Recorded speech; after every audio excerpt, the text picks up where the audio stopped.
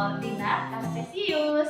Nah, anak-anakku, setelah menyaksikan video ini, diharapkan kalian dapat yang pertama adalah memahami tentang koordinat kartesius dan bidang kartesius. Yang kedua, mengenal istilah-istilah pada bidang kartesius. Yang ketiga, menyelesaikan masalah yang berkaitan dengan kedudukan titik pada bidang kartesius. Selamat menyaksikan. Klik tombol subscribe dan bunyikan loncengnya juga ya. Oke anak-anakku, coba Bu Fresti mau tanya nih, apa itu koordinat kartesius ya? Nah, sedikit Ibu akan jelaskan anak-anakku.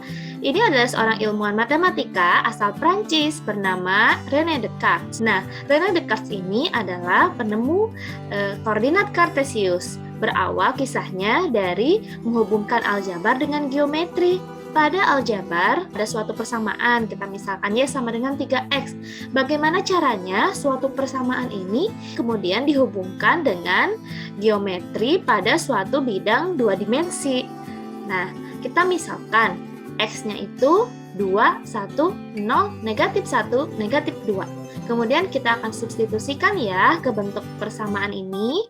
Y sama dengan 3X, berarti kalau X-nya 2, 3 dikali 2 sama dengan 6. 3 dikali 1 sama dengan 3. Ketika X-nya 0, 3 dikali 0 sama dengan 0. Dan sampai negatif 2, 3 kali negatif 2 sama dengan negatif 6. Nah, dari suatu persamaan ini, kemudian René mempunyai ide bagaimana caranya agar bisa dibuat ke suatu bangun 2 dimensi. Oke. Nah, pada bidang ini dibuatlah 2 buah garis, di mana 2 buah garis tersebut adalah garis horizontal, yaitu dari kiri ke kanan atau disebut dengan sumbu X, yang mana sumbu sebelah kiri, sumbu X bagian kiri itu bernilai negatif dan semakin ke kanan itu bernilai positif. Nah, ini satu buah garis lagi disebut dengan sumbu Y, di mana garis yang ada di bawah itu bernilai negatif dan semakin ke atas bernilai positif atau disebut juga garis vertikal. Oke, anak-anak. Nah, 2 buah garis tersebut pada bidang disebut dengan bidang kartesius. Kenapa disebut bidang kartesius? Karena berasal dari penemunya yaitu René Descartes, mengambil dari kata Descartes. Jadinya disebut dengan bidang kartesius. Ya, dan 2 buah garis tersebut berpotongan di titik pusat yaitu 0,0. Oke anak-anakku, sekarang kita akan membuat titik pada bidang kartesius yang mana ya penulisannya adalah X, Y. Posisi titik X, Y ini kita tuliskan di mana bilangan yang pertama yang disebut adalah sumbu X dan bilangan yang kedua yang berada pada sumbu Y, di mana X-nya adalah 2 dan Y-nya 6, jadi kita tulisnya 2,6. Atau disebut juga titik tersebut adalah koordinat kartesius. Yuk kita tentukan di mana ya posisi titik-titiknya. Ya, yang pertama 2,6. Oke, kita tentukan titik koordinatnya yang mana 2 pada sumbu X dan 6 pada sumbu Y. Ya, kita dapatkan titik yang pertama adalah 2,6. Selanjutnya, koordinat yang kedua yaitu X-nya sama dengan 1 dan Y-nya sama dengan 3. Berarti kita tuliskan 1,3. Berada di titik koordinat 1,3. Selanjutnya di 0,0. Kemudian negatif 1, negatif 3 dan yang terakhir di 2, negatif 6. Titik-titik tersebut dihubungkan menjadi sebuah garis. Nah, inilah hubungannya René Descartes menghubungkan antara aljabar ke suatu bidang geometri.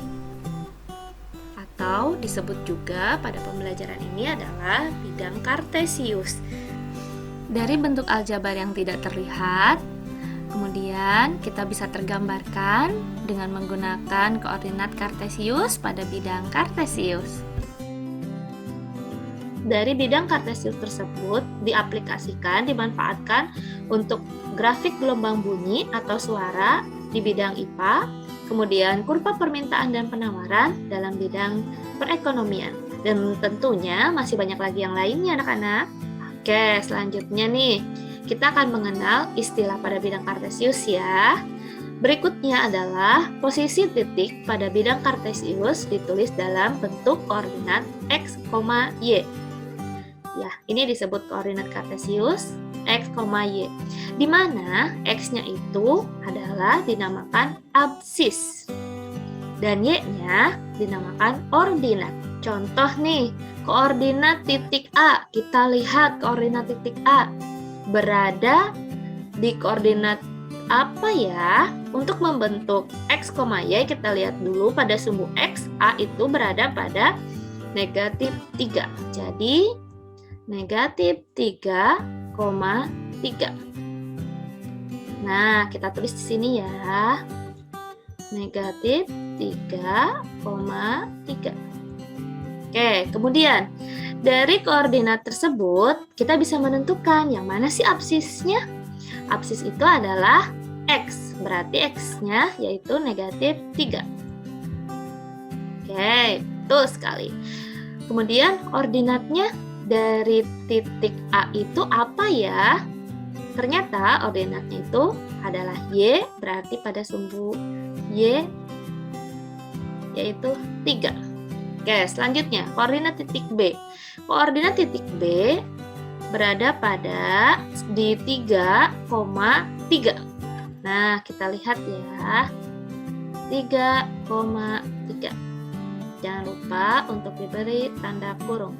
Ini menandakan x, y.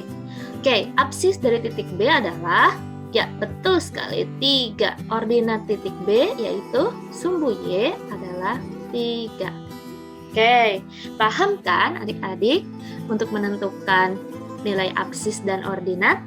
Ya, absis itu pada sumbu x dan ordinat pada sumbu y.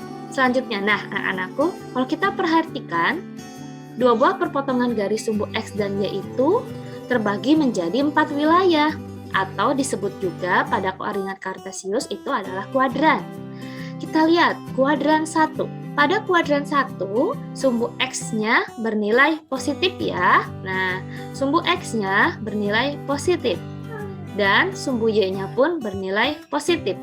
Maka kuadran 1, koordinatnya positif, positif. Ketika titik berada di kuadran 2, kita lihat sumbu x-nya negatif, sumbu y-nya positif.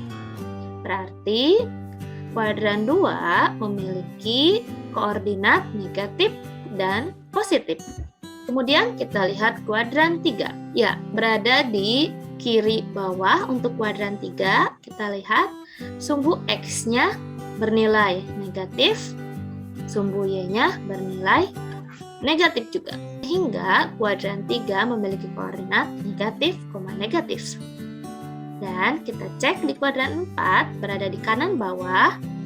Sumbu x-nya bernilai positif, sumbu y-nya bernilai negatif. Jadi, kuadran 4 memiliki koordinat positif, negatif. Nah, anak-anakku, kita bisa tahu ya, kalau misalkan nih, ada koordinat 3,5. Kita lihat, x-nya bernilai positif, y-nya bernilai positif. Berarti ada di kuadran berapa ya? Betul sekali, ada di kuadran 1. Karena kuadran 1 memiliki nilai sumbu x dan sumbu y-nya, x dan y-nya bernilai positif.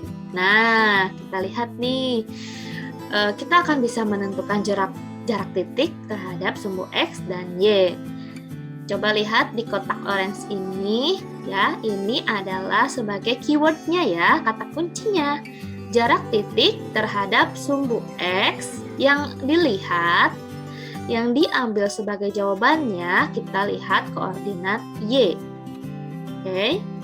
Ketika yang ditanyanya adalah jarak titik terhadap sumbu y, maka yang kita ambil sebagai jawabannya koordinat x. Dan ingat, jarak itu selalu bernilai positif. Oke? Misal nih, ada soal Coba tentukan jarak titik A terhadap sumbu Y. Berarti kan ke sini ya. Berarti yang dihitung apanya? Kita lihat keywordnya.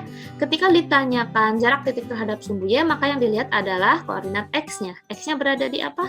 Negatif 3. Nah, A itu koordinatnya negatif 3,3. Ketika ditanya terhadap sumbu Y, berarti yang harus diperhatikan adalah X-nya. Karena jaraknya 1, 2, 3. Oke, anak-anakku. Karena jarak itu tidak boleh bernilai negatif, berarti positifnya adalah 3. Jaraknya adalah 3 satuan. Ya. Oke, selanjutnya jarak titik B terhadap sumbu X. Kita lihat jarak titik B terhadap sumbu X. Berarti ke sini ya, bawah. Karena sumbu X-nya ada di bawah. Apa yang dilihat ketika yang ditanya jarak titik terhadap sumbu X, yang perlu diperhatikan adalah koordinat Y-nya. Coba kita tentukan titik B berada di koordinat berapa ya? X, Y. X-nya di 3, Y-nya 3. Jaraknya 1, 2, 3. Oke, jarak titik B terhadap sumbu X adalah 3. Jarak titik C terhadap sumbu X. Kita ingat lagi, kalau sumbu X berarti jawabannya adalah Y-nya ya. Nah, titik C itu berada di koordinat 3, negatif 1. Ketika ditanyakan jarak titik C terhadap sumbu X, berarti yang dilihat adalah Y-nya itu negatif 1. Ingat, jarak bernilai positif karena tidak ada jarak yang negatif. Oke, berarti jawabannya positifnya dari negatif 1 adalah 1. Coba nih, kita akan uji dengan soal-soal yang sudah Bu Presti buat. Absis dari titik H, negatif 2,4. Berapa ya? Ingat, absis itu adalah koordinat X. Ya, betul. Negatif 2. Karena ini sebagai koordinat X-nya dan 4 sebagai koordinat Y. Soal yang kedua, kita lihat. Oke, anak-anakku, kita langsung ke soal yang nomor 2. Kita lihat, perhatikan bidang kartesius berikut. Kita lihat bidang kartesiusnya. Kemudian yang ditanyakan adalah koordinat titik F. Oke. Iya, kita tuliskan sumbu X-nya terlebih dahulu, yaitu berada di sebelah kiri, negatif 8. Kemudian, koma Y. Y-nya pun negatif ya. Dia berada di kuadran 3. Nah, negatif 8, negatif 6. Iya, jawabannya adalah D. Selanjutnya, untuk soal nomor 3, perhatikan bidang kartesius berikut. Titik-titik yang berada di kuadran 2 adalah, yang berada di kanan atas itu adalah kuadran 1 bernilai positif dan positif. Nah, kuadran 2 berada di kiri atas. Berarti pada titik C dan D. Jawabannya adalah B.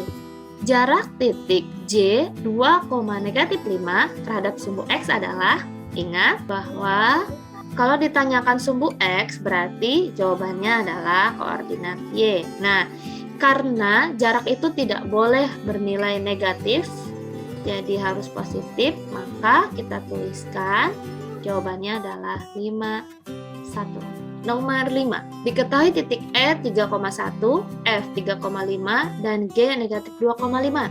Kita cek, di sini adalah X, sini adalah sumbu Y. Oke. Di titik 3,1 berarti ini adalah sumbu X-nya, ini sumbu Y-nya ya. Kita misalkan ini adalah 3. Nah, ini adalah titik E. Kemudian F-nya di 3,5. Kita misalkan ini adalah 5.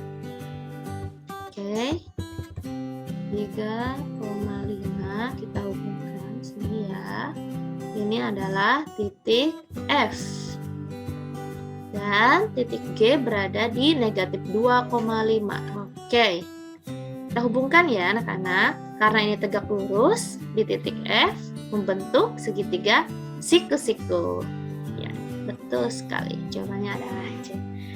Nah, kita sudah belajar materi koordinat kartesius part 1, yaitu kedudukan titik pada bidang kartesius. Mulai selanjutnya, di video berikutnya, Bu Presti akan menjelaskan koordinat kartesius part 2, kedudukan garis pada bidang kartesius. So, stay tune.